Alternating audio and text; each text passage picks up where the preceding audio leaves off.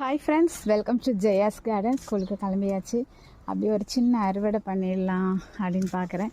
தலையில் வைக்கிறோமோ இல்லையோ, வீட்டில் கொஞ்சோண்டு தண்ணியில் இதை போட்டு விட்டோம் அப்படின்னாக்க நல்ல ஒரு நறுமணம் இருக்கும்.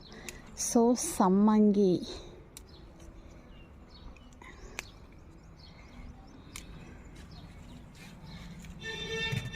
ஒரு 7 கிட்ட சம்மங்கி அறுவடை பண்ணியிருக்கேன். அடுத்து இன்னொரு பூ அறுவடை பண்ண போகிறேன். அது என்னென்னா, எம்மோ எங்கன்னாங்கடா, நான் ஒரு டேபிள் அரேஞ்ச் பண்ணி அழகாக ஒரு டேபிளை கழுவி போட்டு வச்சுருந்தா நீங்கள் வந்து உட்காந்துருக்கீங்க. வாங்க ஃப்ரெண்ட்ஸ்,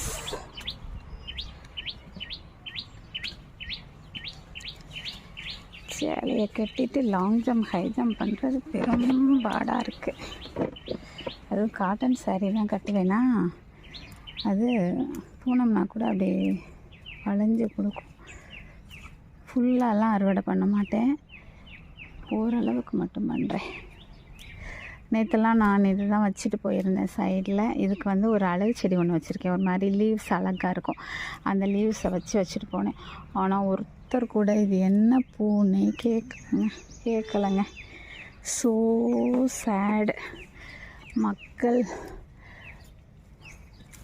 நம்மளை மாதிரி ஆளுன்னா யாராவது ஏதாவது வித்தியாசமாக பூக்களோ செடிகளோ விதைகளோ வச்சுருந்தாங்கன்னா உடனே இது என்னன்னு கேட்டு, அது எந்த நர்சரியில் கிடைக்கும்னு கேட்டு அதை வாங்கிட்டு தான் மறுவேளை பார்ப்போம். ஆனால் அப்படி மக்கள் வந்து ரொம்ப கம்மி. இயற்கையை நேசிக்கும் மக்கள் குறைவு. ஓகே ஃப்ரெண்ட்ஸ், இவ்வளோ தான் இன்றைய அறுவடை, பூக்கள் அறுவடை. இன்றைய பூக்கள் அறுவடை இவ்வளோ தான். ஓகேங்களா? பிடிச்சிருந்ததுன்னா லைக் பண்ணுங்கள், ஷேர் பண்ணுங்கள், கமெண்ட் பண்ணுங்கள். மறக்காமல் சப்ஸ்கிரைப் பண்ணி சப்போர்ட் பண்ணுங்கள்.